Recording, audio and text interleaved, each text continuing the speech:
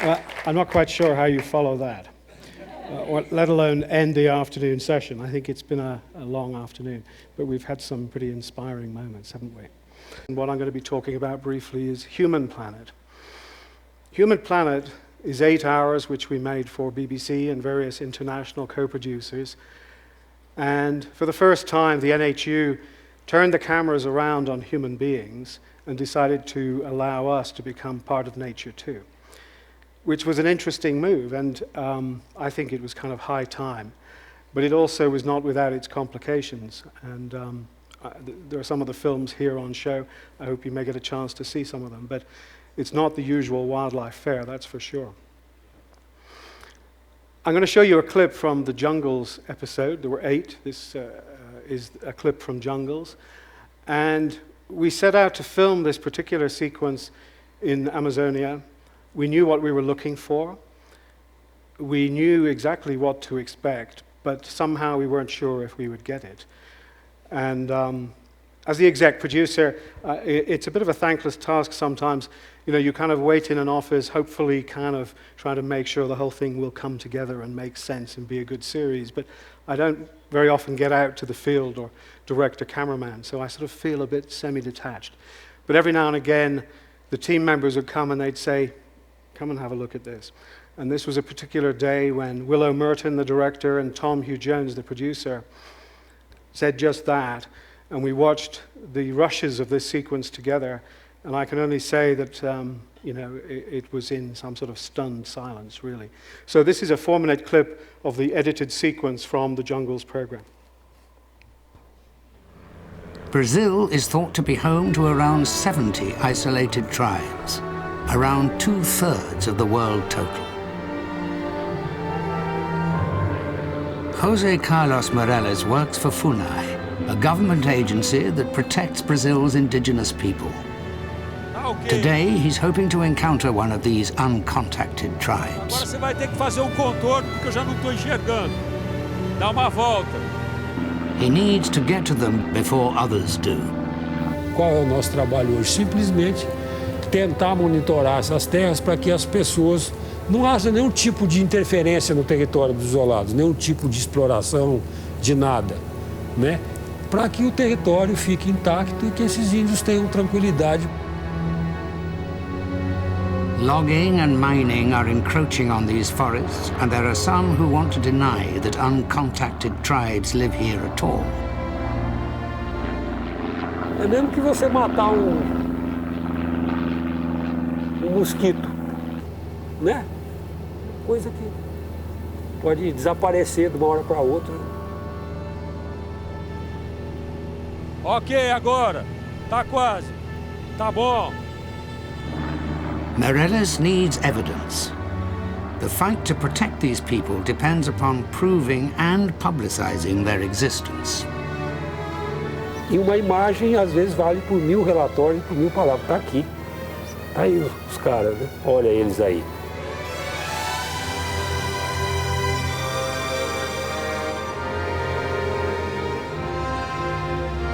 This is the very first aerial footage of an uncontacted community.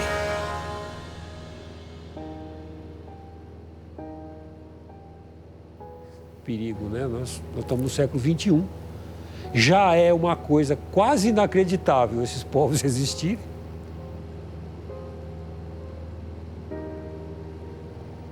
Very little is known about their way of life, or even their language.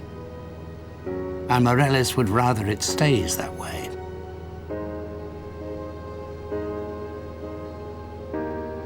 He's dedicated 40 years to protecting isolated tribes from the outside world, but this isn't as simple as just leaving them alone.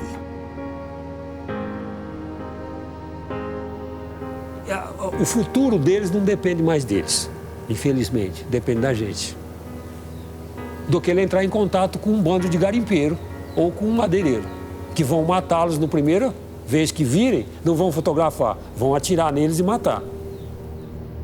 Using a stabilized zoom lens, it was possible to film from a kilometer away, minimizing disturbance. Morales believes the more people are aware these tribes are here, the more effective the fight to preserve their way of life.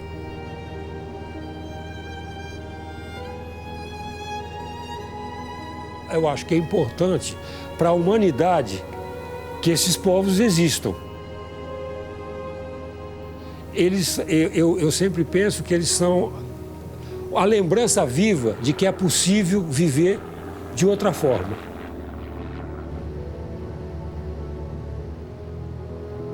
São os últimos povos livres desse planeta.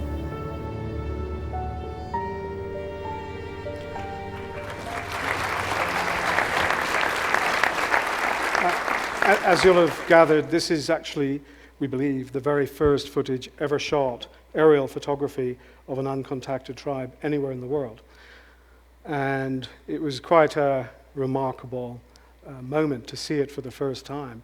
And I think we'd all agree it's kind of a weird and compelling set of images, isn't it? It's like a sort of unbridgeable chasm between us and them. And you have to wonder who looks at who with the greater wonder. You know, we look down at them. They, you know, presumably they've never seen a helicopter, so they don't even know, I assume, that there are human beings in there who are very similar to them. And in fact, as soon as we got this footage, a whole lot of problems started for us, because the BBC is a wonderful organization in many ways, but it's also very risk averse. And their first question was, did you get permission to film this?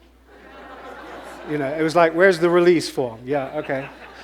And were you disturbing them? We've already said in the commentary that actually we shot that on a heli-gimbal mount on a helicopter from about 1,000 meters. So it was as least as undisturbing as it could be. Of course, we did not have permission. And so we were left with, you know, the BBC has got these systems in place, and the systems kind of went, we don't, you know, we reject this, what are we going to do? And they even said, I don't think you can transmit this footage. And we said, well, this is kind of ridiculous, you know, this is unique, amazing footage. And then Survival International got in touch with us. They'd heard about the filming, and Survival International, as you probably know, is the world's leading organization for the protection of indigenous peoples. And they said to us, you know, rather than hiding it away, would you give it to us free of charge to put out on our website, you know, all over the world? And we said, okay, how does that work? And they said, well, basically, and as Morales has said in this film, basically this is the first concrete proof that these people live in that place. And as such, it's like evidence of this is their property, this is their land, it is occupied, and if anyone tries to go in there, they're clearly trespassing. And so they said we can use this footage to exert pressure on the Peruvian and Amazonian governments, to the Brazilian government, to try and prevent the gold miners from coming in, the loggers from taking the trees out, the road builders from trying to build another trans-Amazon highway.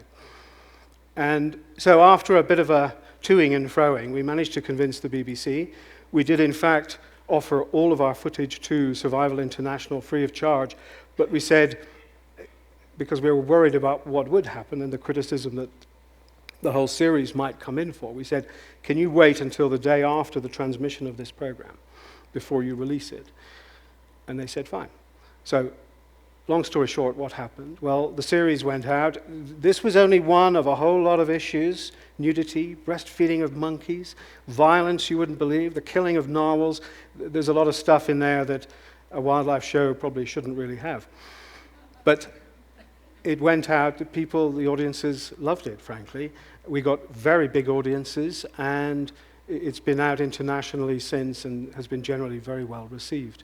Survival International did release the footage onto their website literally the next morning after the transmission of this film in England, and we wondered what would happen. Well, we didn't have to wait long, and because I can't remember this, I'm going to read it to you.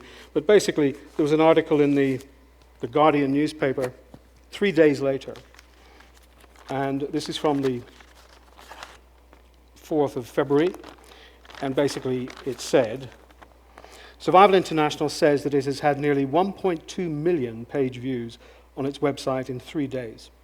Yesterday morning, less than 36 hours after the pictures were posted on websites, the Peruvian Foreign Ministry leapt into action announcing it would immediately work with Brazil to stop the loggers entering the tribe's territory along the joint borders. We will establish contact with FUNAI in Brazil to preserve these people and avoid the incursion of illegal loggers and the depredation of the Amazon. So it's... Thank you. It's not the end of the story. It's not that simple, and I dread to think what's happened now, just less than a year later. But it's a start, and it's gratifying to see that the media can be used in positive ways to affect change. Now, I gather that the theme of this afternoon's session is transformation and celebration. So just to wind up, what I would say is that I'm very proud that in its own small way, Human Planet has been helping to transform our genre of wildlife filmmaking into one that can accept human beings as part of nature too. I think it really is high time, and Human Planet is one attempt in that direction. In terms of celebration, the sequence, perhaps more than the rest, but the whole series, is a celebration of human diversity. In common with many of you, I suspect, I've worked for years making films about endangered species, creatures that need to be saved, or habitats that are endangered. And it, I think, is a welcome change to be able to talk about human diversity as well, and the need to protect that, because human beings are disappearing too. And this whole series is really about the vanishing of human cultures.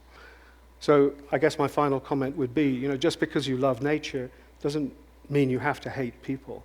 And I think for too long there's been a sort of funny sort of antipathy between the two, as if human beings are the baddies. It's okay. We can love them both. And that's what we tried to do. Thank you.